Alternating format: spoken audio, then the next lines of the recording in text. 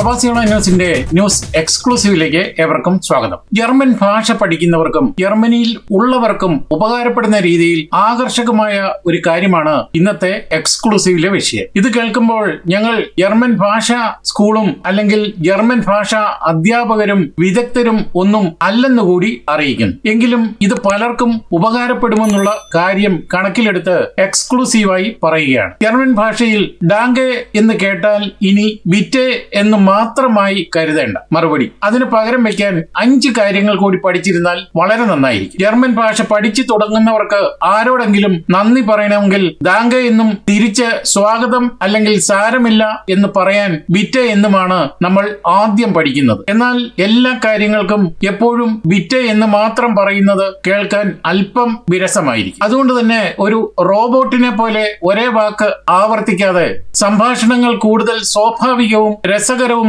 നിങ്ങൾക്ക് ഉപയോഗിക്കാവുന്ന 5 വ്യത്യസ്ത പ്രയോഗങ്ങളെയാണ് പരിചയപ്പെടുത്തുന്നത്. അതിൽ ഒന്നാമത്തത് ഗേർനെ. ഇതിന്റെ അർത്ഥം സന്തോഷത്തോടെ അല്ലെങ്കിൽ എന്റെ സന്തോഷം, മൈ പ്ലഷർ എന്നാണ്. എപ്പോൾ ഉപയോഗിക്കണം എന്ന് ചോദിച്ചാൽ ആരോടെങ്കിലും വളരെ സൗഹൃദപരമായും എന്നാൽ മര്യാദയോടും കൂടി സംസാരിക്കുമ്പോൾ ഇത് ഉപയോഗിക്കുക. എന്നാൽ ഇത് കൂടുതൽ സ്പെഷ്യൽ ആക്കാൻ എന്നാൽ നിങ്ങൾക്ക് ഗേൺ ഗഷേൻ എന്നും പറയാം. ഇത് കുറച്ചുകൂടി ഊഷ്മളമായ ഒരു മറുപടിയാണ്. രണ്ടാമത്തേത് കൈൻ പ്രോബ്ലെയിൻ. അത് ഇംഗ്ലീഷിലെ നോ പ്രോബ്ലം എന്നത് തന്നെയാണ് ഇതിന്റെ അർത്ഥം. എന്നാൽ ഇത് എപ്പോൾ ഉപയോഗിക്കണം? സുഹൃത്തുക്കളോടോ അടുത്ത ആളുകളോടോ സംസാരിക്കുമ്പോൾ ഉപയോഗിക്കാൻ പറ്റിയ ഒരു കൂൾ പ്രയോഗമാണ് കൈൻ പ്രോബ്ലെയിൻ. ശ്രദ്ധിക്കുക, ഇതൊരു ഇൻഫോർമൽ പ്രയോഗമാണ്. അതിനാൽ വളരെ ഗൗരവമേറിയ ഔദ്യോഗിക സാഹചര്യങ്ങളിൽ അതായത് ഫോർമൽ സെറ്റിംഗ്സിൽ ഇത് ഒഴിവാക്കുന്നതാണ് നല്ലത്. അടുത്തത് നിഷ്തു ദാങ്കൻ. ഇതിൽ ഇത്ര നന്ദി പറയാൻ ഒന്നുമില്ല എന്നാണ് ഇതിന്റെ അർത്ഥം. ഇത് എപ്പോൾ ഉപയോഗിക്കണം എന്ന് ചോദിച്ചാൽ നിങ്ങൾ ചെയ്ത കാര്യം അത്ര വലിയ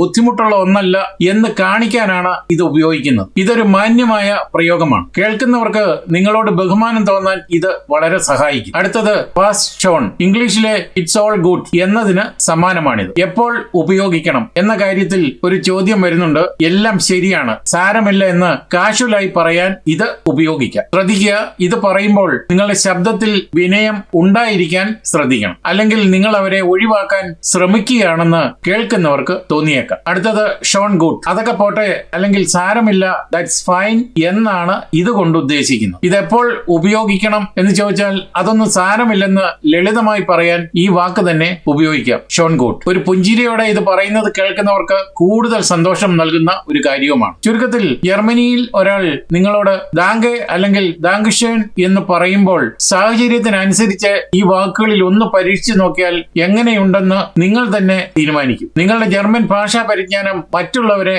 അത്ഭുതപ്പെടുത്താൻ ചിലപ്പോൾ ഇത് ധാരാളം മതിയാകും. വാക്കുകൾ പ്രയോഗിക്കേണ്ട സ്ഥാനത്ത്, പ്രയോഗിക്കേണ്ട സമയത്ത്, പ്രയോഗിക്കേണ്ട രീതിയിൽ പ്രയോഗിച്ചാൽ എപ്പോഴും നന്നായിരിക്കും. അതുകൊണ്ട് തന്നെ പറയുന്നു ഷോൺ ഗുഡ്. ഇതോടെ എക്സ്ക്ലൂസീവ് ഇവിടെ പൂർണ്ണമാവുകയാണ്. നിങ്ങൾ നൽകി വരുന്ന എല്ലാവിധ പിന്തുണയ്ക്കും ഞങ്ങൾ ഹൃദയപൂർവ്വം നന്ദി അറിയിക്കുന്നു. അതോടൊപ്പം കൂടുതൽ വാർത്തകളും വിശേഷങ്ങളും അറിയാൻ യൂറോപ്പിലെ ആദ്യത്തെ മലയാളത്തിലുള്ള ഓൺലൈൻ പോർട്ടലായ പ്രവാസി ഓൺലൈൻ സന്ദർശിക്കാൻ നന്ദി. നമസ്കാരം.